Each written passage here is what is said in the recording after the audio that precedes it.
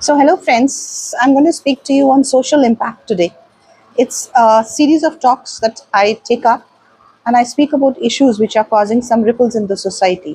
आज मैं आपसे बात करूंगी सोशल इम्पैक्ट में त्रिशा शर्मा जो डेथ हुई है एक यंग ब्राइड की, उसके बारे में जो मीडिया में बहुत छाई हुई है न्यूज़ आजकल। लोगों ने मुझे कहा कि मैम आप इस बारे में कुछ बोलिए। सब जुरिस है, कोर्ट अपना काम कर रहा है। जो मुझे आज बताना है वो 2 या 3 पहलू ये हैं, हर सिक्के के 2 पहलू होते हैं। जब भी हम काउंसलिंग करते हैं, तो हम एक बंदे की बात सुनते हैं, एक पर्सन की बात सुनते हैं और हमें पता है वो उसका नज़रिया है, वो जो भी कह रहा है अपने हिसाब से बिल्कुल सही कह रहा है। लेकिन अगर स्पेशली इन मैरिटल काउंसलिंग्स जब भी बात होती है और वो अपने पार्टनर के बारे में बात कर रहा है, तो ये भी समझने की बात है कि उसकी राय लेना भी बहुत ज़रूरी होती है पार्टनर की। क्योंकि कोई भी व्यक्ति अपना क्या सोच रहा है, अपना क्या कह रहा है, ये तो कह सकता है, लेकिन दूसरा क्या चाहता है, क्या कह रहा है, साइकोलॉजी कहती है, ये हमारे बस में नहीं है। हम अनुमान लगा सकते हैं कि वो ऐसा चाहता है या ऐसा कर रहा है या ऐसा सोच रहा है, लेकिन जब तक हम उससे खुद मिले ना या बात ना करें, तब तक कोई जजमेंट पास करना ठीक नहीं है। तो हर सिक्के के 2 पहलू होते हैं, दोनों तरफ से बात सुननी चाहिए, नंबर 1। नंबर 2, कोर्ट अपना काम कर रही है। कोर्ट में ये चीज़ सब जुरिस है, सारे पहलू देखे जाएंगे। हम अपना बैठे-बैठे अनुमान लगाएं और कुछ भी वर्डिक्ट पास कर दें, तो एक समाज में नेगेटिविटी जाती है और एक हलचल जाती है, सोशल इम्पैक्ट रिपल्स जाते हैं नेगेटिविटी के, क्योंकि न्यूज़ नेगेटिव है और हम उसे जिस भी तरह से हम उसको कहना चाह रहे हैं, उसको हम कोई पॉजिटिव एस्पेक्ट तो दिखा नहीं सकते, क्योंकि कोई उसमें किसी की जान चली गई है। तीसरी चीज़ ये है, तो कहने का मतलब ये है कि सोशल मीडिया पे इसके बारे में चर्चा करना या इसके बारे में पढ़ना थोड़ा बंद कर दीजिए, क्योंकि पता है आपको एक न्यूज़ हुई है, कोर्ट काम कर रहा है, जजमेंट आएगी तब देख लीजिएगा। बार बार वही चीज़ पढ़ना, वही बारे में बात करना, वही सोचना एक नेगेटिव एनवायरनमेंट क्रिएट करता है आपके दिमाग के अंदर, आपकी फैमिली में और समाज में। मैं ये कहना चाहती हूँ कि शुरू से हमें बच्चों को, अपने आप को, सबको, समाज को ये कहना, बताना, बोलना, बात करना बहुत ज़रूरी है कि जान और जीवन से महत्वपूर्ण और कोई चीज़ नहीं होती है। Life is very very precious. So किसी भी हाल में लाइफ को प्रिजर्व करना है। अपनी लाइफ लेना या दूसरे की लाइफ लेना, ये इससे बड़ी तो कोई गलती हो ही नहीं सकती है, क्योंकि जब हम किसी को जीवन दे नहीं सकते तो लेने का तो कोई सवाल ही नहीं उठता। तो ना हम किसी की जान लें, ना हम अपनी जान लें।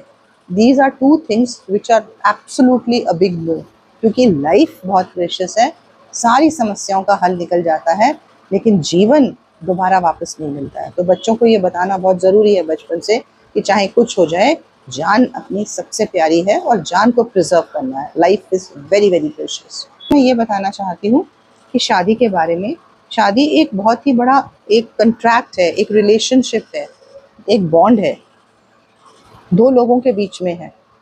तो परिवार भी आते हैं, लेकिन शादी का जो बॉन्ड 2 लोगों के बीच में है, हम साइकोलॉजी में ये कहते हैं कि एक गोला बनाइए, तो जो पहला गोला है वो गोला, पहला गोला हस्बैंड और वाइफ है। फिर जब बच्चे आ जाते हैं तो हस्बैंड, वाइफ और बच्चे। तो ये आपकी पहली सर्कल है, पहली इम्पॉर्टेंट आपकी प्रायोरिटीज़ हैं। इसको प्रिजर्व करना, इसको फैमिली यूनिट को प्रिजर्व करना बहुत ज़रूरी है। बाहर एक और गोला बनाइए उसके आगे, वो बाहर वाला गोला जो है उसमें सिग्निफिकेंट अदर्स आते हैं, हमारे माँ बाप, हमारे भाई बहन, हमारे रिश्तेदार, वो भी बहुत इम्पॉर्टेंट है, लेकिन वो सेकंड सर्कल है।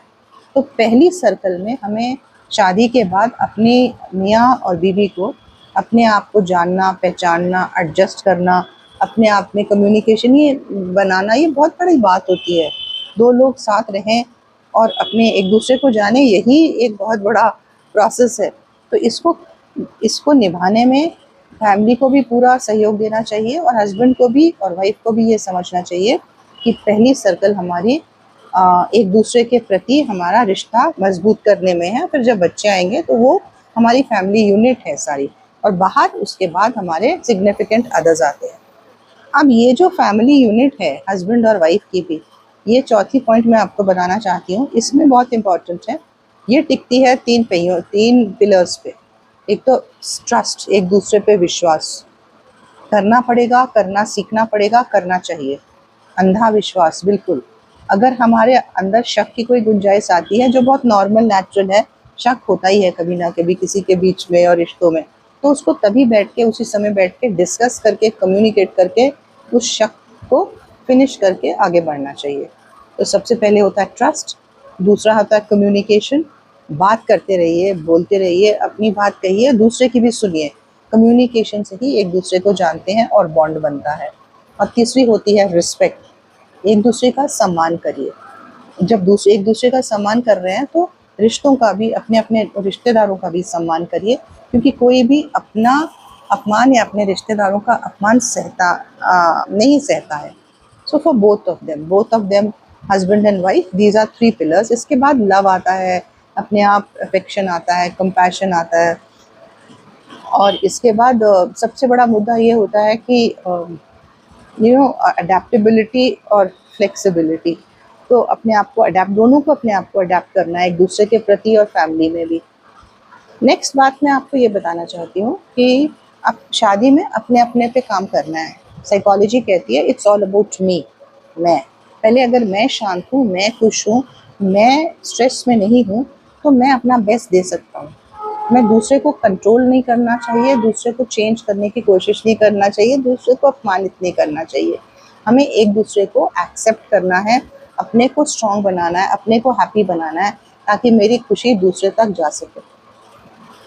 ठीक है, क्रिटिसाइज नहीं करना, कंप्लेन नहीं करना, दूसरे को कंट्रोल नहीं करना, एक को दूसरे की तरह बनाने की कोशिश नहीं करना। ये शक्ति भगवान ने दी नहीं है हमें, हम किसी को चेंज नहीं कर सकते। हमें बस एक दूसरे को एक्सेप्ट करना, और एक्सेप्ट भी, अच्छाइयाँ तो हमें अच्छी लगती हैं, हम जो चीज़ें हमें पसंद नहीं हैं उनको भी एक्सेप्ट करके, फिर ये नहीं है कि वो बदली नहीं जा सकती, आप उनके बारे में बात करके, कम्युनिकेट करके कोई ना कोई रास्ता निकाल सकते हैं। और इस पूरे प्रोसेस में जो दो हस्बैंड और वाइफ में ये चीज़ हो रही है, इनको जब अपने में समझने में, when they are taking so much of time and effort, तो फैमिली का कोई मेंबर जब इंटरफियर करता है इस स्पेस और इस लाइफ में उस समय, तो बहुत प्रॉब्लम्स होती हैं। तो उनको रिस्पेक्ट दीजिए, लेकिन हमेशा याद रखिए वो आपकी फैमिली की सेकंड सर्कल है। फर्स्ट सर्कल आप अपना बॉन्ड अपने हस्बैंड के साथ या अपनी वाइफ के साथ मैक्सिमम बनाइए। Respect, communication, trust, love, affection के साथ, तब आपकी गाड़ी आगे चलेगी। अपने को बदलना है, अपने एंगर, अपने इश्यूज़ को चेंज करना है, अपने को हैप्पी बनाना है, दूसरा अपने आप आपको देख के बदल जाएगा। अगर कोई प्रॉब्लम आती है, और आती हैं, अक्सर आती हैं, बिकॉज हमें ये बातें कोई बताता नहीं है, तो इमीडिएटली काउंसलिंग लीजिए। काउंसलिंग से बहुत सारे मुद्दे सॉल्व हो जाते हैं। मैं वही करती हूँ, मैरिटल काउंसलिंग, रिलेशनशिप काउंसलिंग्स, और इसमें a lot of people benefit and a lot of marriages are saved because they know how to adjust and adapt to each other. So signing off, this is Dr. Sonia Kaushal. I'm a neuropsychologist, a happiness coach, and a relationship coach.